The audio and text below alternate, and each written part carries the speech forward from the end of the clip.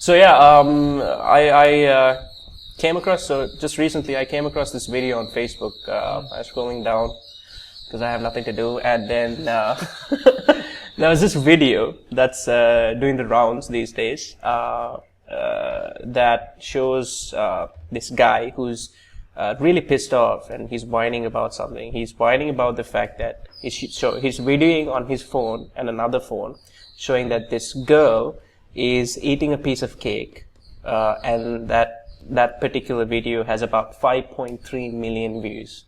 Alright? And he's so pissed, and he's whining about the fact that, look, I mean, this girl is eating a piece of cake and she's got like 5.3 million views, and I make great art, like on like oil canvases and stuff, and I get nothing.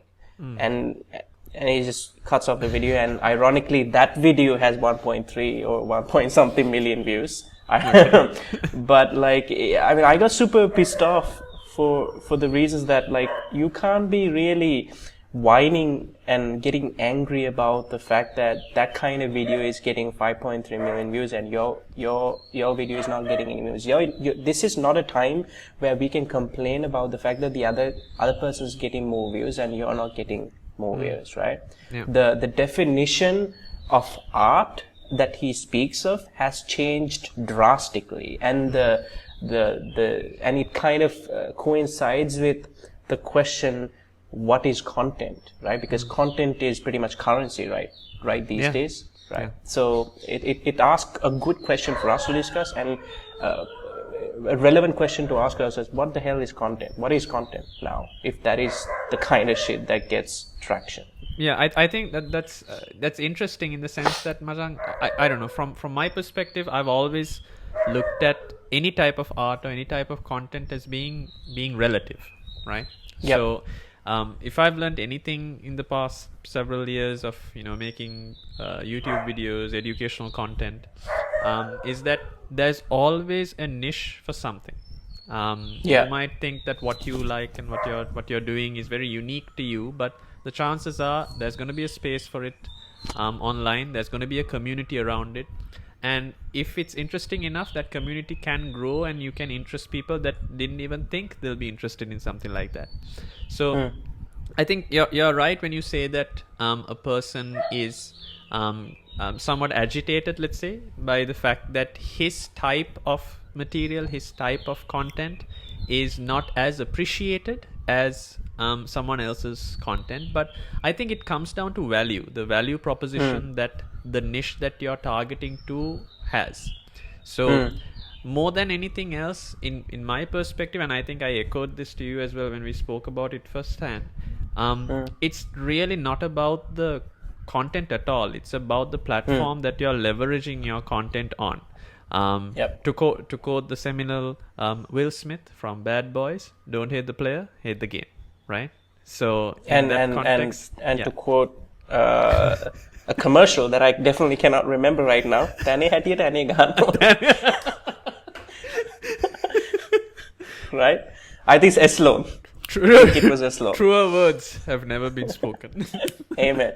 But yeah, that's a good point. You bring up a good point. The fact that, look, if you put like you painting art videos on a certain on a certain platform that doesn't give a shit about that kind of content, you're not going to get the views that you want. Now, if you were to make it interesting, now interesting is the kicker, right? If you were to make it interesting when you are doing your art, maybe you're naked, maybe your dog's looking at it. I don't know, right? I'm sorry to interject. It's strange how you went straight for naked. Okay. I mean, look, interesting equals priority naked. Okay. It's interesting. We'll come back to that later, right? But like, hey, we are talking about a woman eating cake, and it has 5.3 million views. Okay, I think that's fine. I mean, and just this is actually a good point. Well, it depends on her audience as well, though, right? I mean, I don't know. I don't know this. I mean, I know we are going too deep into this in that context, but there are circumstances. I mean, I've seen platforms where influencers and celebrities will put nothing but just their picture and that Yeah. draws Gets like that draws. I like to think of it in 3 levels. One, that draws likes, and sometimes Yeah. it goes beyond, and because there's so many likes, you'll have a news article around it on Daily Mail or Around it. something.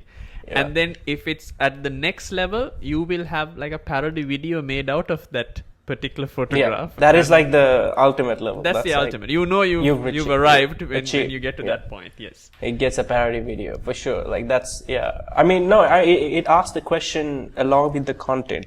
The fact that like I said interesting, you said interesting equals naked for Shashi, apparently. Right? That kind of asks the question, what is interesting?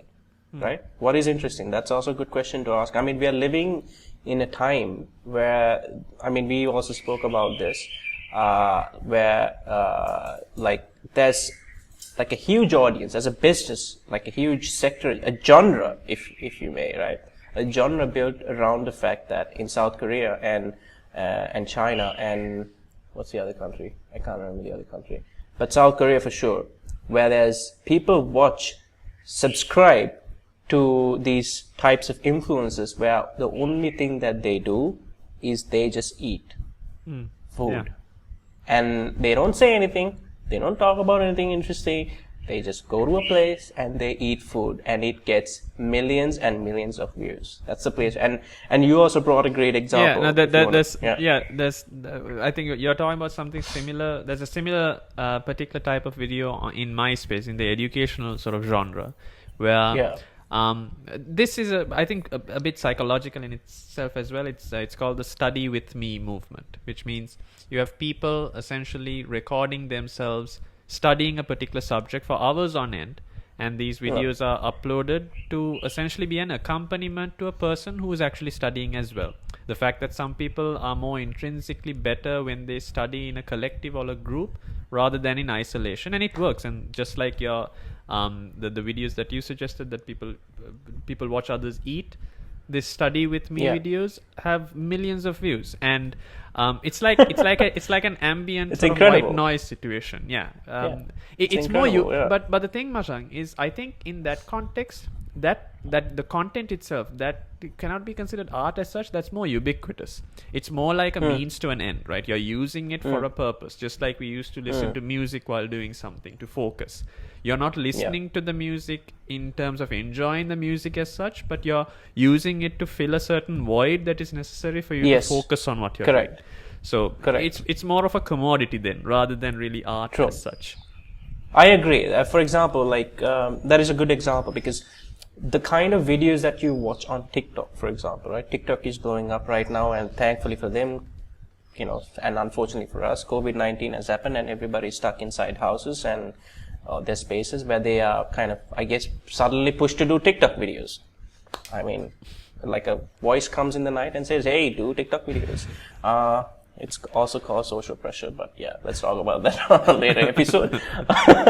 But no, seriously, it goes on to talk about the fact that then there's two different types of videos that you should think about. And based on your answer for those, you can think about the platform that you want to go. Like, for example, TikTok. TikTok videos are not purpose related in that way. Yeah, right? and You're they're not very gonna short go- form, and they're digestible. It's just quick. for the most part, yeah, right? So, but the kind of video that you said there, you are not going for the art. You're not watching that video for the art. You're just watching it for the sake of having a sense of, I don't know, comfort, right? It's like there's this, like sometimes I go on YouTube because when I'm designing stuff, sometimes I go on YouTube and I like to have this white ambient noise of Hobbiton from The Lord of the Rings, which always makes me happy, right? Sometimes I have that on, like on a Sunday evening, to have that music on is really great. I'm not going and checking that out for. Hey, I'm pretty sure there's millions of people who does that, because I know that has views. Yeah. Stephen Colbert included. So yeah. Yeah, that's good company to be in. So yeah, the point should be the fact that, look, if you're interested and if you feel like you have a certain type of interest and you want to make content out of it, think about the fact that, okay, is this going to be about me making art and people should appreciate it for the factor of art, and that's the metric? and not necessarily you're putting something out there to help somebody and just have a sense of relatability. If that is the case, then you should think about that. For example, if we look at like what we are doing right now, this is also content, right? So there was a reason behind why we actually uploaded it on Facebook, right? You want to talk about that? Yeah. So the reason why we selected this platform to begin with, before moving on to any other platform, was this is a very good platform to build community and drive conversation, right? No other platform, even YouTube, for the better part of it, is very difficult to build community around it, because it's not based on profiles, it's not based on relationships, it's purely based on content being presented, and each content individually will have comments coming up and down and a particular conversation. But Facebook can transcend that. You are able to connect people, you are able to share it in such a way that there can be sort of breakout conversations happening separately, which we have seen in some of our episodes as well. So the reason why we started here was because of that. So I think what you're trying to get at, Masang, is that there is a thinking process about the platform you use as well. It's just not going to be something where you blindly put your content anywhere. It's always going to be based on a plan. It's going to be based on a strategy. It's just like the type of groups of people that you will associate. And there's this saying that you are who you surround yourself with, right? So if there's always this concept that if you want to become smarter, if you want to articulate better, if you want to build arguments yourself, associate yourself with people that stimulate that thinking in you. Don't try to get people who are yes men to you. It has to be people who really have opposing views, have tangent views, have interesting views that you might have not even thought about. So that's 100%. What we also wanted with Facebook. The reason why we put it here is because conversation, right? So I think we need perspectives, and to go along with that, if we actually if we started this channel in YouTube, we would not have gotten good views at all, just because it's a huge platform for our more than even views. We wouldn't get conversation, Masha. We would have gotten community built around it. Exactly. Right now I'm happy because I have just 2-3 people commenting on the video and really writing a paragraph about their view, and that's great. Correct. And I love it, because that means that you're really engaged in the conversation, and that's exactly what I want. I've seen people, this young generation, dude, where if somebody writes a huge comment, I see the distinction that you suddenly made there. I've seen let's say I'm old. I have now separated. This is literally what you're saying. I've separated myself from that generation now. I am beyond them. That's all good. This is my new branding, is that if I can look like this and be an old generation, I think that's a good place to be in, rather than to be in the young generation and look like this. So, it's a strategy. But my point being, look, if there's this people that if you write a big comment and you criticize something, it's like a trigger. Oh, dude, you don't have to write a long comment about it. Just chill. Dude, and right, but if you're somebody who's honestly interested in our channel and you have an opposing view, go on, write about it. If you hate me, that's fine, all good. But if you have a really opposing view about what we say also, that's great, because that's exactly why we started channel, and that's something that we love, and that's the main reason for this channel also.